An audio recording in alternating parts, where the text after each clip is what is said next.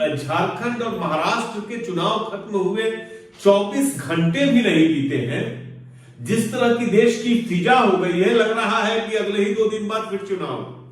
हालांकि चुनाव है, पहले दिल्ली का चुनाव होना है फरवरी में, उसके बाद बिहार में विधानसभा का चुनाव होना है। खैर, हम आपको एक वीडियो दिखाते हैं। आपको बता दें कि यह वीडियो जो है ये यूनिवर्सिटी ऑफ साउदर्न कैलिफोर्निया के स्टूडेंट्स का है। इनका एक रॉकेट प्रोपल्शन लैब है, इनकी एक एरोनॉटिक्स की जो के स्टूडेंट्स हैं, ये सारे के सारे 16-17 साल की उम्र है, 18 साल की उम्र है। तो हुआ ये कि इन लोगों ने एक रॉकेट बनाया और इस रॉकेट को ये 4.5 लाख फीट की ऊंचाई तक लेकर के चले गए। पहले आप वीडियो देखिए। That's us. That's us.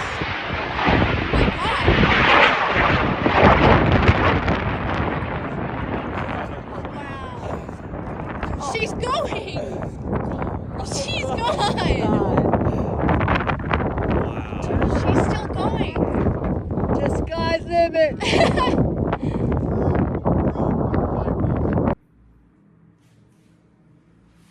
अब आपको एक दूसरा वीडियो भी दिखाते हैं। यह वीडियो आज का है और यह हमारे उत्तर प्रदेश के संभल जिले का है। इस वीडियो को आप देखें। आजा आजा आजा आजा आजा।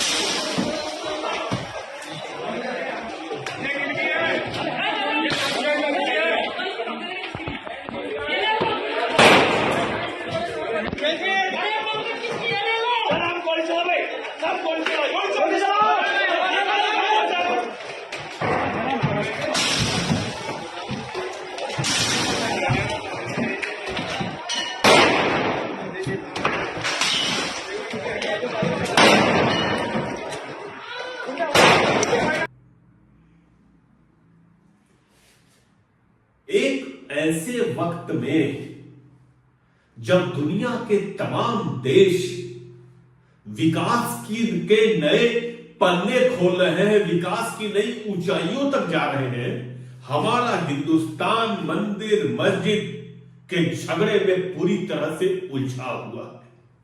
आज संभल में एक मस्जिद है वहां की, उसके सर्वे के दौरान हिंसा भड़क उठी, 3 लोग मारे गए, 3 युवक, करीब 1.5 दर्जन पुलिसकर्मी घायल हुए हैं। और स्थिति यह है कि 5 जिलों की पुलिस बुलाई गई, अतिरिक्त पीएसी तैनात की जा रही है।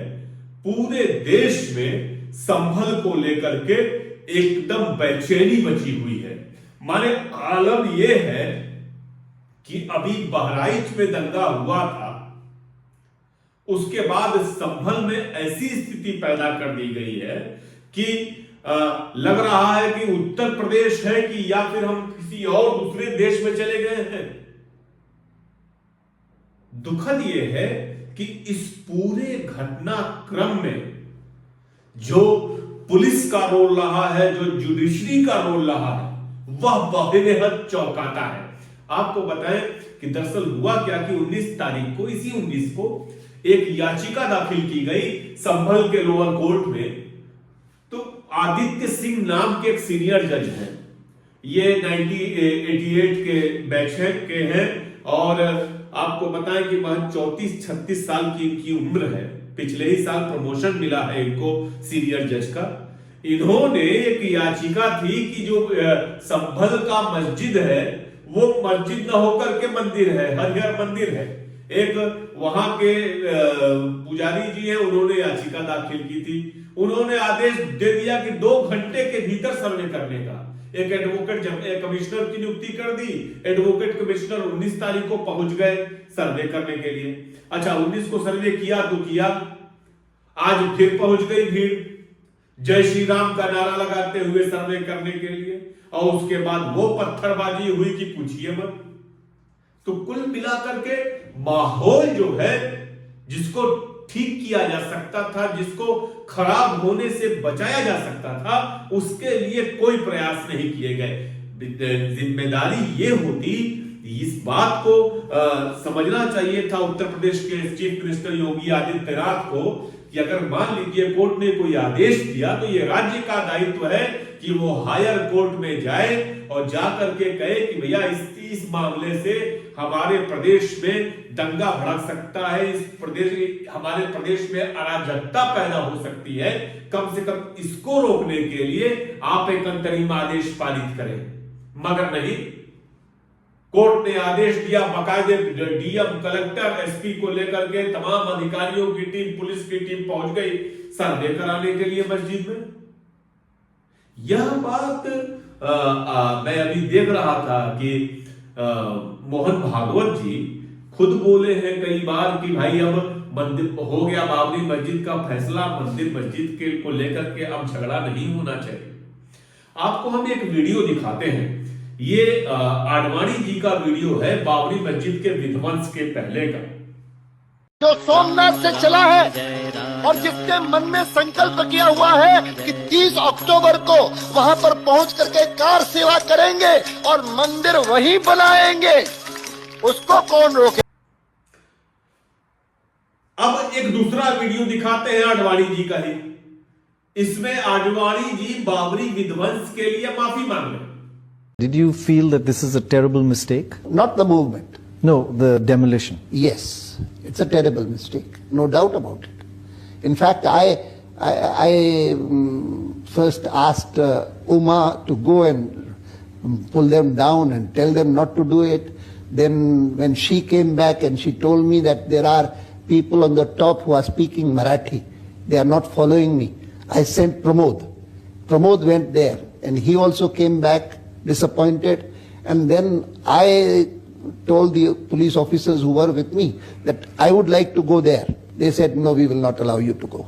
We could not see the whole thing every... Would you also say in a way, self-critically, that it was a failure of leadership, that you were playing with fire that got out of control?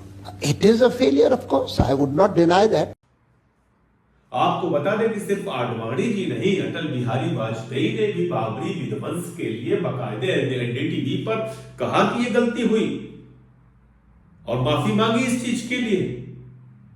तो पहले के Bharatiya Janata party के जो बड़े नेता थे वो इतने सहिष्णु थे, वो इतने समझदार थे, वो जानते थे कि नहीं, हमें देश की समरसता को, देश के लोकतंत्र को सुरक्षित रखना है और उसके लिए कोई भी कीमत चुकानी हो चुकाएंगे। आडवाणी जी ने भी माफी मांगी और अटल जी ने भी माफी मांगी।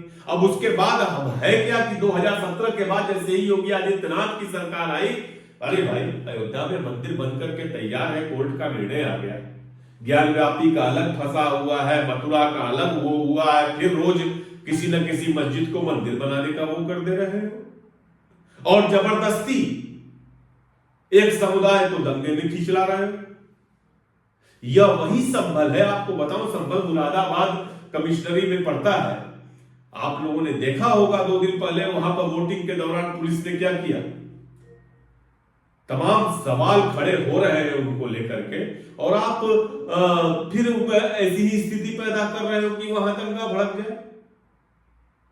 दरअसल है क्या, ऐसा हो क्यों रहा है, ये जानने की कोशिश करनी चाहिए।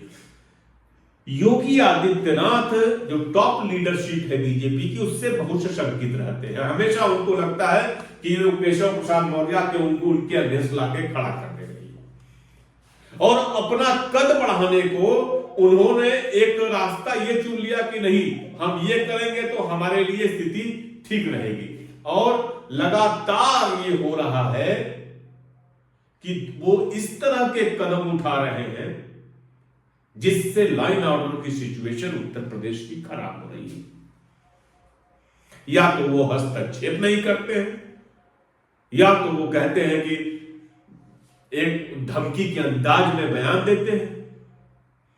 अब आप एक बटेंगे तो कटेंगे जैसा नारा देने वाले मुख्यमंत्री से क्या अपेक्षा कर सकते हैं। जो यूपी के हालात हैं वैसे हालात कभी नहीं रहे। भारतीय जनता पार्टी ने बाकायदे बड़े काफी वर्षों तक वहां पे शासन किया, राजनाथ सिंह मुख्यमंत्री रहे, कल्याण सिंह मुख्यमंत्री रहे, लेकिन कभी ऐसी स्थिति नहीं आई जैसी स्थिति आज के वक्त में है। देखना है कि संभल में जो लाइन ऑर्डर की सिचुएशन खराब हुई है उसको कैसे ठीक किया जा सकता है, क्या करते हैं योगी आदित्यनाथ, हम सबकी निगाह रहेगी, आपकी भी निगाह रहेगी। और एक प्रार्थना जरूर है उत्तर प्रदेश सरकार से कि उत्तर प्रदेश के युवाओं के भविष्य को के साथ खिलवाड़ न करें। उत्तर प्रदेश को युवा बेरोजगारी से परेशान है, अशिक्षा से परेशान है, उसके पास शिक्षा के अवसर कम है।